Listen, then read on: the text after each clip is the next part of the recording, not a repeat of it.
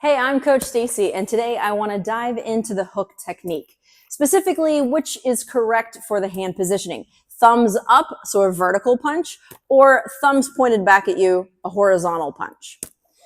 It is definitely a debate, but when it comes to fighting technique, there are a lot of different variations. Those variations are going to come into play based on your body position, where you are, where your opponent is. So things aren't always going to be as simple and as clean as they are in the gym. When I'm standing in front of the bag, it's straight up and down, nothing is moving, and it is a super vertical position. So what I'm doing on the bag is definitely going to be different than what I'm doing when somebody is in different positions, right? My opponent's going to be moving. I'm going to be moving. I'm going to be starting that hook from a different body position. So my hand position might vary, or many other components of my technique are going to vary. They're going to look different. An example, a really simple example is if I'm jabbing on a nice tall straight bag, my jab looks nice and perfect and straight. But if I am low, it looks a little bit different. If I'm punching somebody off to the side, it might look a little bit different. All these different things are going to change your technique. You want to keep in mind the basics of the technique and how to generate the most amount of power and reduce your risk of getting hurt and injured. Especially if you are doing a lot of reps with a lot of resistance, which is what you're doing when you're punching a heavy bag, whether it is freestanding like these or if it is a hanging bag. Those bags typically weigh somewhere between, maybe a smaller hanging bag is 50 pounds. Bigger ones, more common ones, are more like 100 pounds. These have about a couple 100 pounds of water in the base.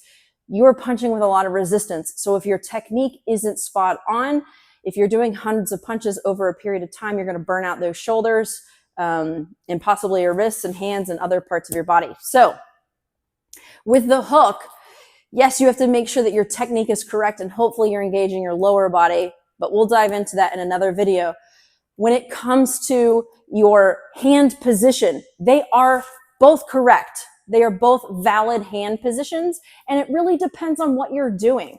So if you take your hand out of the glove and you are looking at your hand that's actually going to be the striking surface, when I am punching, my goal is to hit on the top knuckles here, right? So I need to keep my wrist nice and straight. And when I'm doing that hook, it's going to come to the side, but this hand, the part that's going to be targeted and hit my opponent, it's going to look the same, right? As if I had a straight punch. It's just on the side, the power gets generated from a centrifugal motion.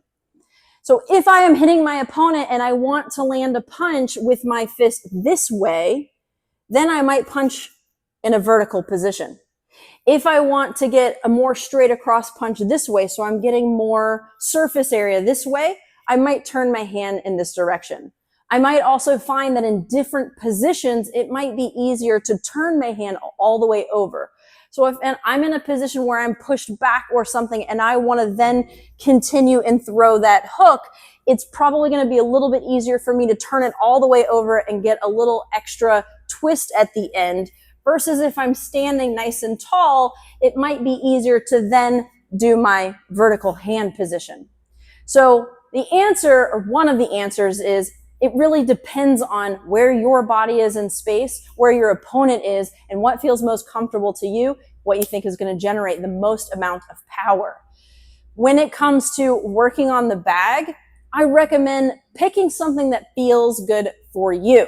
For me personally, I trained in martial arts, so my hook always was a horizontal hook.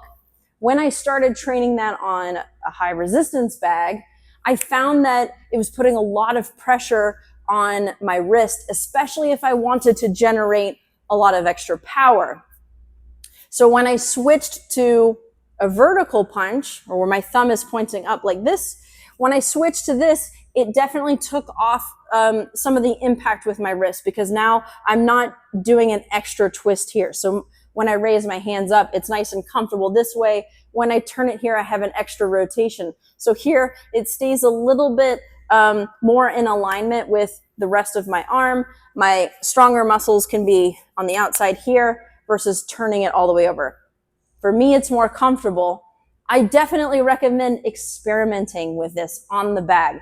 I think what's most important is that you have the ability to do both kinds of punches and you know the difference between the two. So when you throw that hook, you are intentional about your hand positioning, just as intentional as you would be about the rest of the parts of that hook technique. So intentionality and specificity of the case are really going to come into play. Both are correct. I definitely recommend you try each of these and see how it feels in different applications. It's even a nice practice to go between the two. See which one feels like it generates more power for you. See which one feels like it might wear faster or start to have some pain or discomfort. And then from there, you know what works best for you. So in terms of that hook, both are correct. Make sure that you are maintaining all other components of your hook. Again, check out a different video for the hook. But in terms of your hand positioning, both are correct. You should definitely experiment so you know which one works best for you.